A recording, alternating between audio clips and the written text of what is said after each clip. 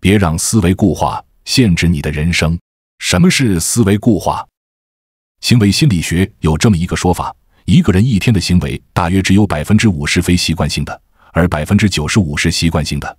中年人在这一方面的比例更大，或许能够达到 99%。行为习惯伴随着我们的一生，而这种惯性思维也会束缚我们前进的脚步。因此，所谓的思维固化，就是按照积累的思维活动经验教训和已有的思维规律，在反复使用中所形成的比较稳定的、定型化了的思维路线、方式、程序、模式。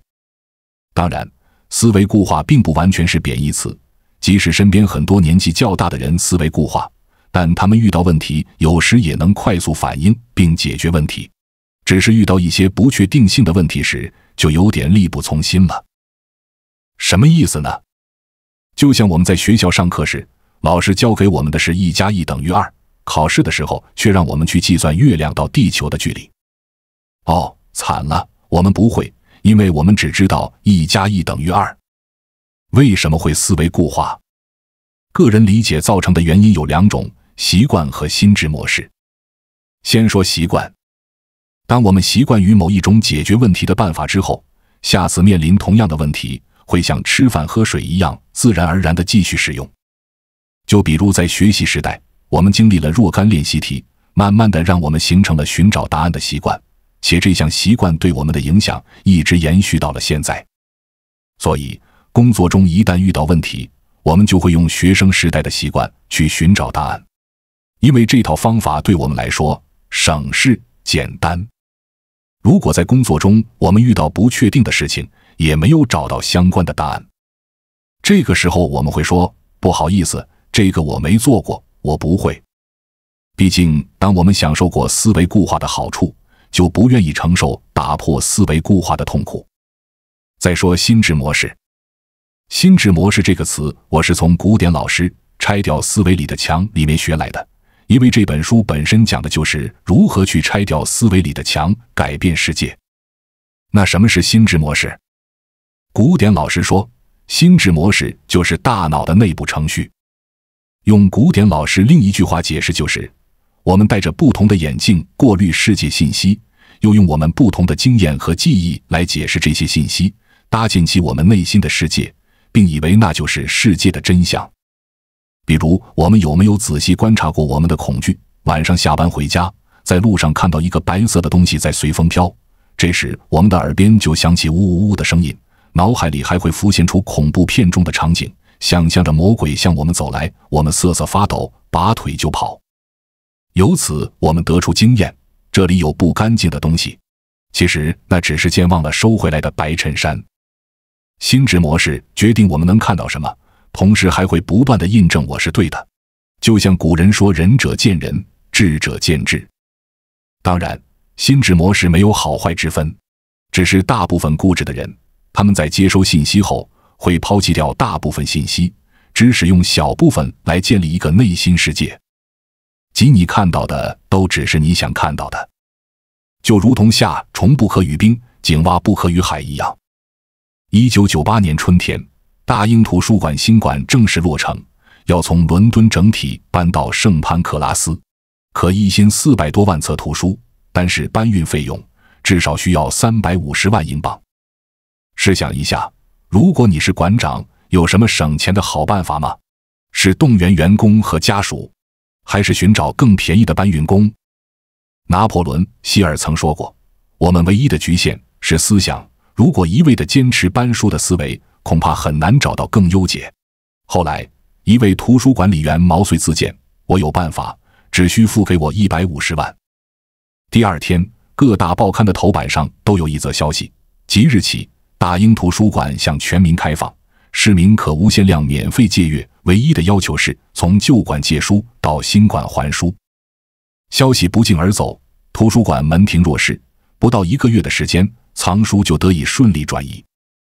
真正的高手懂得给思维换个赛道，把搬书变成借书还书，一个点子就搞定了别人搞不定的难题，顺便让自己成了百万富翁。很多时候，同一件事交给不同思维模式的人去做，结果可能天差地别。正如刘润老师所说，人与人之间最大的差距是认知，认知的根源是思维模式。在我们进一步探索之前，别忘了关注才知道并点击小铃铛，我们将继续揭示更多关于金钱的真相，助你迅速实现财务自由。1. 你的思维决定成败。网上曾有一道华为的面试题爆火出圈，一头自重800公斤的牛怎样通过一座承重700公斤的桥？网友们的奇葩回答可谓是脑洞大开。有人说把牛大卸8块散装运输，有人调侃拖着牛996瘦到700公斤就能顺利过桥。一位华为老司机的回答让人看了醍醐灌顶。看似刁钻的问题背后，公司真正考量的是应聘者的思维和认知。如果你能提出新颖的思路，大概率适合做项目对接。如果能有分析和思考，给出具体解决方案，或许是个不错的产品经理。只有能够看透考题，把着力点放在挖掘客户需求，结合当下资源，提出可实现的全案，才是能够带团队做项目的顶流人才。可见，答案本身并不重要，解题思维才是最大的考验。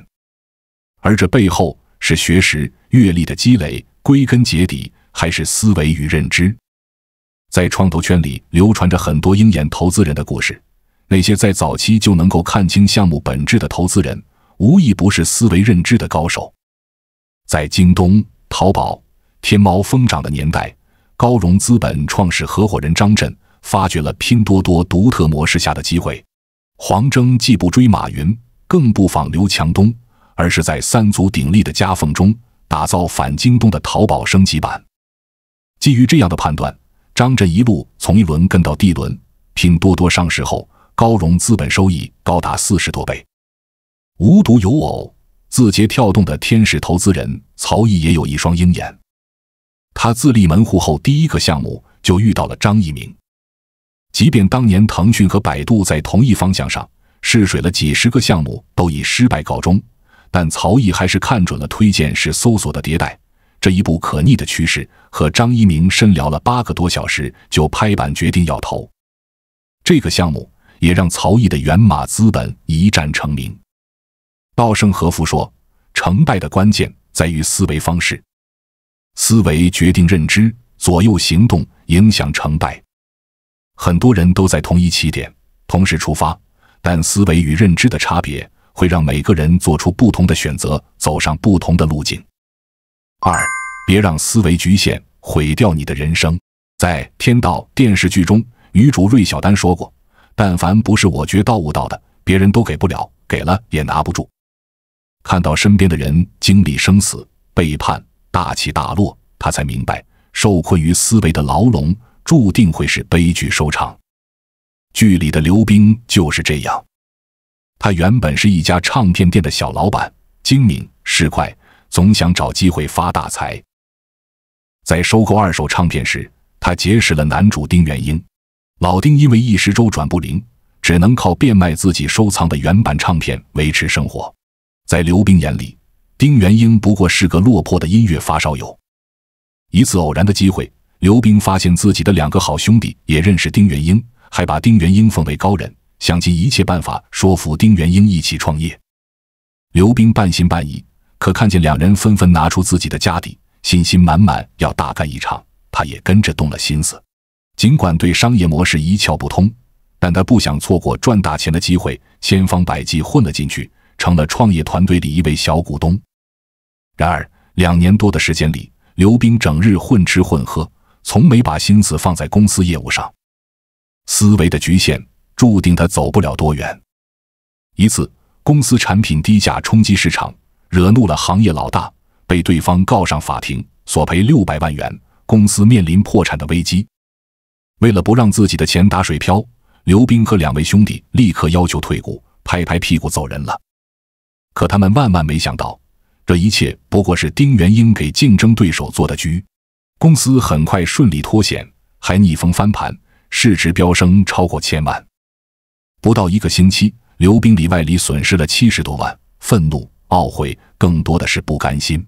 但他没有反思自己的问题，一心认定是被人算计、敲诈勒索，试图报复，最终走投无路，跳楼自尽。当初靠运气侥幸得来的，终究靠实力输了回去。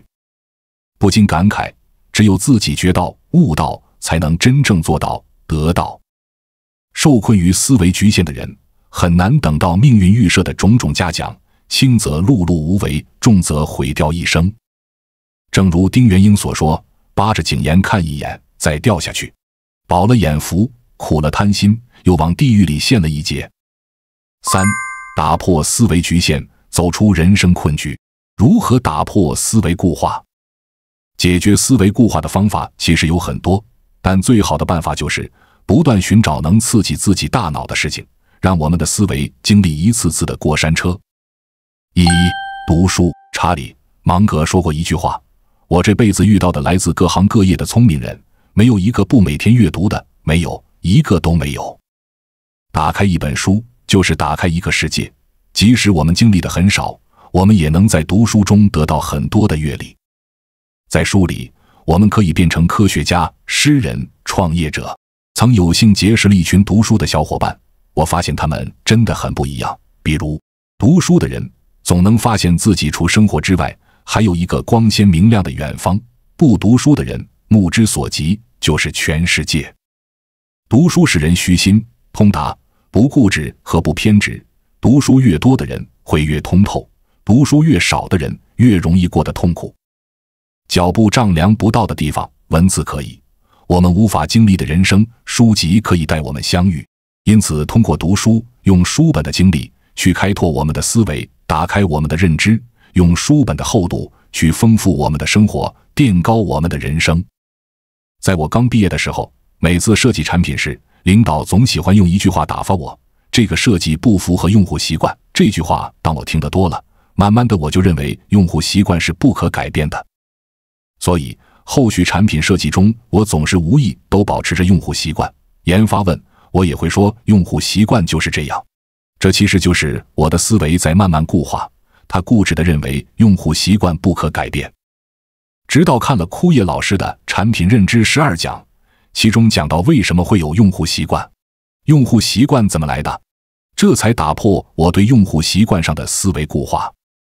哦，原来用户习惯可以被改变，只是要满足一些前提，比如这个方法比原来的方法足够好。2. 沟通。俗话说，世界这么大，我想去看看。毕竟去不同的地方，见不同的人，这样我们才能看见更多的不同。而我们发现，不论是旅游还是日常工作和生活，有一样东西必不可少，那就是沟通。出去旅游，我们可以通过沟通交流来得到我们想要的信息，从而找到自己想要的答案。生活或工作，我们对某件事情困惑不已，也许我们是掉进了思维固化的坑，没关系，找不同的人沟通，从他们的角度去看待问题，也许我们会豁然开朗。探索真理本就是一场苦修，而互动式的沟通是打破思维固定的最有效手段。正如我前面所说，每个人都有一套自己的心智模式，通过沟通，我们可以看到不同人眼里的世界是怎么样的。所以，朋友们，没事别宅家了，多找不同的小伙伴一起约饭，约下午茶。毕竟我们只有知道这个世界的参差多态，我们才能接受更多的不同。举个例子，上周和一位好久没见的朋友约了一顿饭，我们大概聊了3个小时，从职业规划聊到工作困境，再到未来发展，工作遇到一些问题，慢慢就在这一次的聊天中解决了。当时他还有朋友想转行产品，反正我也碎碎念了一些，不知道是否真的有用，但3个臭皮匠顶个诸葛亮吧。3. 看综艺，看纪录片，看演讲，看 TED， 都可以。这里直接就分享一些我看时的感悟吧。举个例子，看纪录片《王朝》时，看到黑猩猩戴维从独来独往到学会团队合作的转变，看到杂色狼泰特年老后被自己女儿黑肩驱逐去领地，不禁想到，还好我进化成了人，要不然在这种物竞天择、适者生存的环境，我真的可以活下去吗？看 TED 演讲时，感受许多高手的顶尖思维后，慢慢体会到，原来成长的过程就是始终在和基因做斗争，所以有空多看看 TED 演讲，直观感受大脑的思维，真的是高速提升自己最快、最便宜的途径。这些都无限开拓了我的认知，正是这种认知的开拓，让我慢慢锻炼出多种心智模式，明白了这个世界还有太多我没看到的地方。思维模式不是与生俱来的，而是习惯养成的。所以，当我们正饱受着思维固化模式所带来的挫败感与无力感的折磨时，不妨通过读书、沟通、看任何东西来打破自己的思维固化。你会发现，这是最低的成本，也是较好的方式。最后，分享一句艾青光的赞歌里的话：认识没有地平线，地平线只能存在于前进的地方，而认识却永无止境。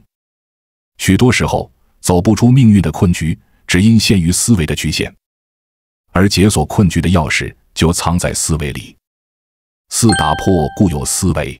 1945年，雷诺圆珠笔横空出世。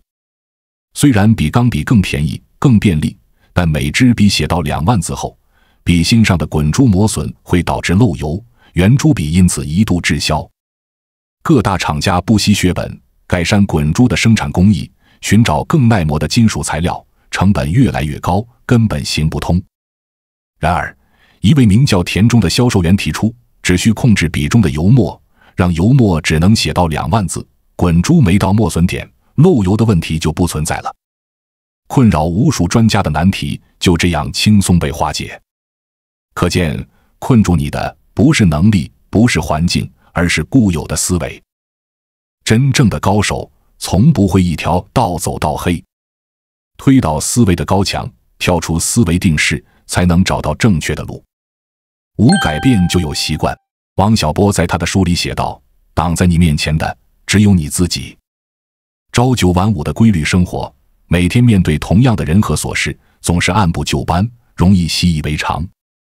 这就好比习惯拿锤子的人，看什么都是钉子。不如从日常小事做起，尝试改变习惯。换一条下班回家的路，试试撞色搭配的衣服，学做几个新菜，读几本不常涉猎的书。就像切杨桃时，竖着下刀则平平无奇，但横过来切，却能收获一颗颗晶莹的五角星。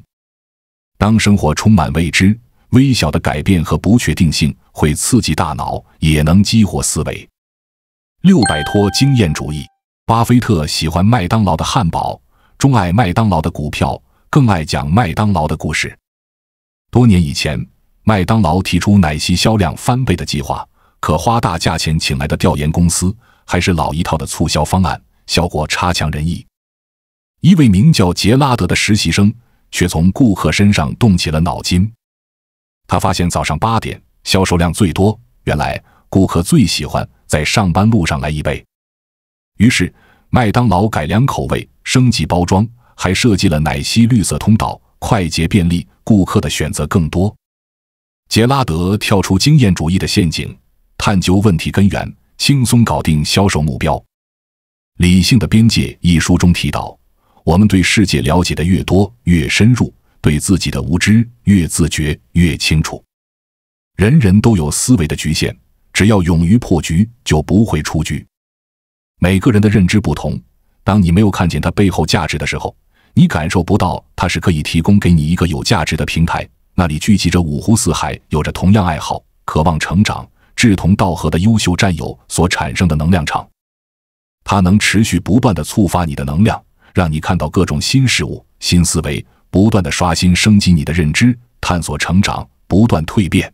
若你看到了，或许就不会拒绝付费课程了。正如我们物理学上学过的能量守恒定律，但你却一定想不到，生命中的一切原来都离不开它。它的内容是，一切事物皆是由能量组成，不会凭空出现，只能从一种形式转化成另一种形式。一位智者曾说，人生的全部得失祸福，只不过是生命能量依据能量守恒原理进行变换的一种现象。物理学中的这个原理，我们很多人都学习过，但从来不知道它还可以用在创富上，用在改变命运上，用在生活中的方方面面。